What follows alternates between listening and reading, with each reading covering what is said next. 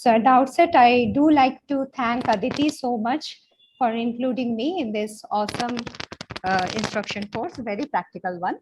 So my topic of discussion is to do or not to do SLET in acute chemical injury. So let's first define how acute is acute. We actually cannot limit it by specific time frame. It depends on different signs, most important being inflammation, ischemia, and epithelial defect, or the presentation within 1 month of injury, or non-healing persistent epithelial defect with maximum medical or surgical intervention, including amniotic membrane transplantation. We consider them as acute. So what matters most? The appropriate window of opportunity in the acute stage of the disease, which actually determines the course of the outcome. What a persistence of epithelial defect in acute chemical injury can result. It prevents the possible survival of residual limbal stem cells due to inflammation, augments the risk of stromal melt and scarring, and an infection involving especially the central cornea. So what does amniotic membrane do? It facilitates epithelialization by acting as a basement membrane, providing epitheliotropic and anti-inflammatory factors in eyes with adequate residual cells. So in eyes with severe chemical injury, with a paucity of residual cells, amniotic membrane cannot provide result by itself. So the membrane requires to be provided with an external cell source to populate the amniotic membrane. Autologous limbal stem cells are not routinely indicated in the acute stage due to the high risk of failure.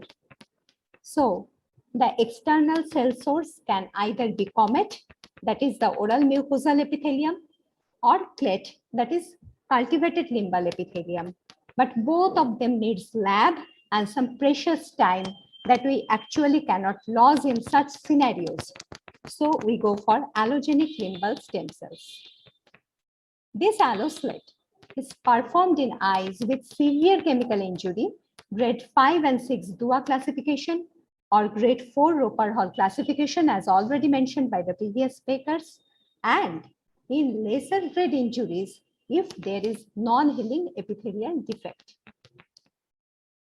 So alloslet is performed using the fresh cadaveric limbal cells. We take it within 24 to 70 hours of 72 hours of harvesting to hasten the epithelialization. Larger amount of cells can be harvested from the cadaveric donor, that is for almost 4 to 6 clock hours. Limbal tissue is placed on a relatively avascular bed, that is in the mid-peripheral cornea, thus decreasing the immunogenicity. And primary aim is rapid epithelialization and not long-term survival of allo cells. So systemic immunosuppression is not actually required. The advantages being resolution of inflammation, faster epithelialization, lesser occurrence of more severe grades of symblepharon, lesser need for tectonic procedures or subsequent optical keratoplasty, as corneal clarity after alloslet is a striking feature. And in rare instances, lesser need for a subsequent limbal stem cell transplantation if adequate residual limbal stem cell transplants were, limbal stem cells, the adequate residual limbal stem cells were enabled to survive with the help of alloslet. So if we check the balance sheet, so we'll see in case of the alloslet performed along with AMT, there is statistically significant faster epithelialization, less occurrence of grade 4 symblepharon, and thus the repeat surgery to release symblepharon also less occurrence of leukomatous scarring, and incidence of total limbal stem cell deficiency was also low if compared with doing AMT alone. The striking feature is the retaining corneal clarity with a corneal epithelial phenotype. This is very important. What we get in alloslet, it aids in this improvement of visual acuity by faster epithelialization and also less scarring. So if not done in the first time, the decision to perform an alloslat as a subsequent procedure should preferably be taken if the primary amniotic membrane transplant fails. Visual rehab can therefore be quicker, and in pediatric patient, the risk of amblyopia can be reduced. So I will share the story of a 9-year-old boy. He came to me with a chemical injury with scleral ischemia and epithelial defect. So I performed tenonplasty along with alloslat for him.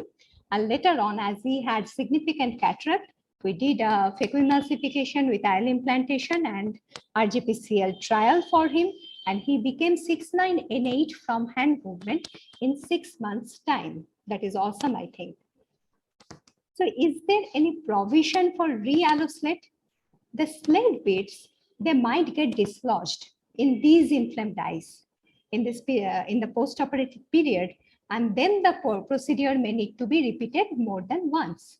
So a tarsorrhaphy is always placed at the end of the procedure to prevent inadvertent loss of BCL and subsequent mechanical dislodgement of the slat beads. So when to plan the next autoslat? With subsidence of ocular inflammation over 4 to 6 months following the chemical injury, and at the time of noticing early signs of alloslat failure in the form of conjunctivalization encroaching into the cornea with minimal haze.